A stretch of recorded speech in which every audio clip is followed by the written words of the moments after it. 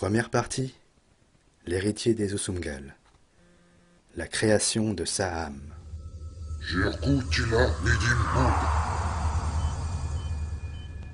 Je me souviens bien de cette première impression.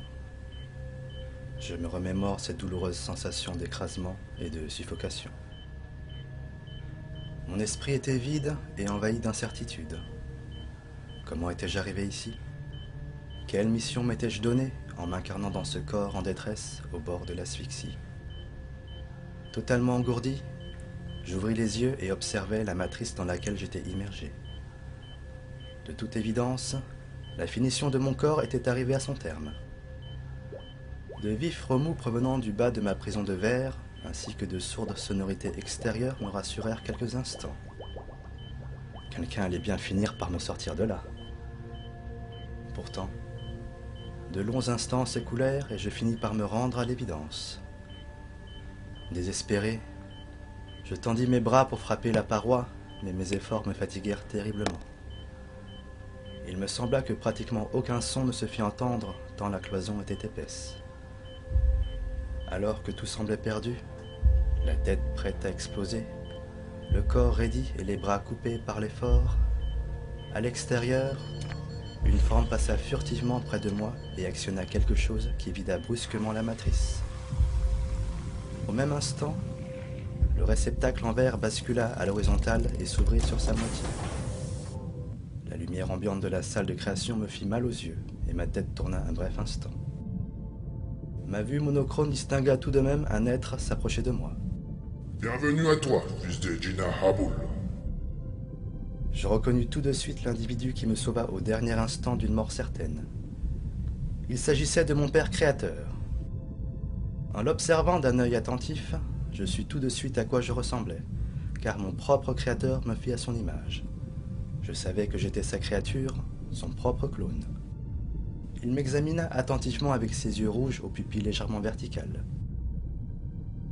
Son allure était calme et son regard semblait scruter au plus profond de mon être. Après lui avoir rendu le même regard provocateur, je détournai mes yeux de sa combinaison pâle et inspectai mon corps nu. Il était magnifique, avec de nombreuses petites écailles. Les Gina Haboul, dans notre langue, les véritables ancêtres de la magnificence, furent pendant longtemps des créateurs, une race merveilleuse et respectée dans l'ensemble de cet univers. Mon géniteur voulait-il fonder des mondes comme nos ancêtres? Je fus très surpris de ne pouvoir répondre à cette question. Comme pour couper toute interrogation inutile, car il savait comme moi lire dans les pensées, mon père créateur me dit à l'aide de son esprit, à l'aide de la télépathie. Quel est ton nom, mon ami? Je lui répondis en utilisant la même technique. Je me nomme Anne, 7e des Usumgal. Alors qu'il m'ôtait des électrodes encore placées sur mon corps, mon créateur me regarda à la fois étonné et déçu. Bien, c'est déjà mieux, mais ce n'est pas encore tout à fait cela, car je suis Anne, le 7e des Susumkai. Je vais devoir te supprimer, toi aussi. Anne tourna la tête. Derrière lui, au fond du laboratoire, m'apparurent 3 matrices à demi entr'ouvertes, dans lesquelles se trouvaient des corps clonés, inanimés, entièrement enveloppés d'une substance gluante et verdâtre. Notre vue monochrome ne nous permettait pas de discerner les véritables couleurs, mais le vert était notre couleur sacrée et nous pouvions la reconnaître sans difficulté. De plus, pareillement aux Gina Haboul femelles, les prêtresses qui détenaient les grands secrets, j'avais un avantage en tant que fils d'un Usumgal. Je possédais la chance extraordinaire de pouvoir me faire une idée extrêmement précise des différentes nuances de couleurs. Anne se retourna vers moi d'un air agacé. Cette fois-ci, je ne comprends pas. Les précédents spécimens n'étaient que des clones sans grande importance, mais toi... Allons, approche, tu ne sentiras presque rien. Allons, vas-tu m'écouter? Approche! J'étais toujours assis dans la matrice, et mon père créateur souhaitait que je m'approche de lui afin de me désactiver. Il tenait dans ses mains 2 Dirdi, 2 destructeurs de vie. Alors que je l'observais sans bouger, Anne, qui s'était finalement décidée à s'avancer vers moi, actionna les armes mortelles. Un bruit sourd et froid emplit la salle. Mon père créateur me dévisagea furtivement comme pour voir ma dernière réaction face à la mort. Il plaça les dirdis au niveau de mon cou, mais au moment de m'administrer la décharge mortelle, il aperçut mon large sourire. Tu n'es décidément pas comme les autres. Je ne vends à toi aucune crainte, seule l'envie de me jouer un tour. Anne comprit le jeu auquel je me risquais et mon audace lui plut beaucoup. Il se mit à rire aux éclats et gloussa de plaisir tout en désactivant les armes meurtrières.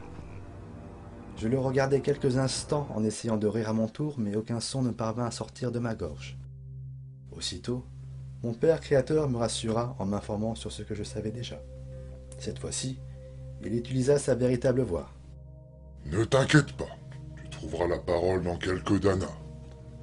Quant à tes yeux, ils s'accoutumeront bientôt à la lumière. Tu me plais beaucoup et j'ai changé d'avis à ton sujet. Comme tu le sais, j'avais décidé de te nommer Mas.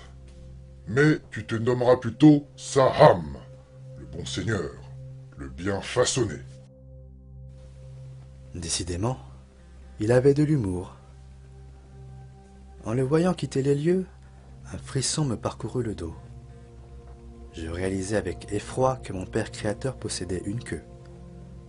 Ce détail me stupéfia, car je savais que je n'en possédais aucune. De plus, j'avais remarqué qu'Anne était bien plus grand que moi. Pourquoi avait-il créé ces différences entre nous? Et ce changement subit de nom? Pourquoi m'avoir programmé en tant que masse et avoir changé mon identité au dernier instant? J'avais l'impression de ne plus savoir qui j'étais. Le fait de ne pouvoir trouver de réponse à toutes ces questions me troubla profondément. Pour me rassurer, je pensais à des erreurs tactiques et à des dysfonctionnements génétiques. Si tel avait été le cas, il m'aurait alors fallu le cacher auprès de l'ensemble des Usumgal, car cela aurait été pour Anne un grand déshonneur que d'avoir gardé un clone défectueux. Lui qui a toujours été reconnu comme un des plus grands généticiens de toute l'histoire des Jinaabul. Décidément, cette histoire me sembla totalement incohérente. Je me dis finalement que, outre les différences physiques sans doute volontairement implantées, je pourrais faire moi-même les corrections génétiques nécessaires si je venais à remarquer quelques anomalies sur ma personne. Je sortis laborieusement de ma matrice et me mis debout. Je fis quelques pas. Pris de vertige, je réussis à m'accrocher péniblement à l'une des parois en verre d'un spécimen raté. Mon regard se posa sur l'un d'entre eux. Incontestablement, nous étions totalement semblables. Son expression figée et déformée par le choc des dirdis me rappela âprement que je n'avais pas droit à l'erreur, car un clone créé par un Usumgal ne peut faillir à sa tâche. Le temps fut venu de me montrer digne de ma mission. Je savais exactement ce qu'Anne attendait de moi.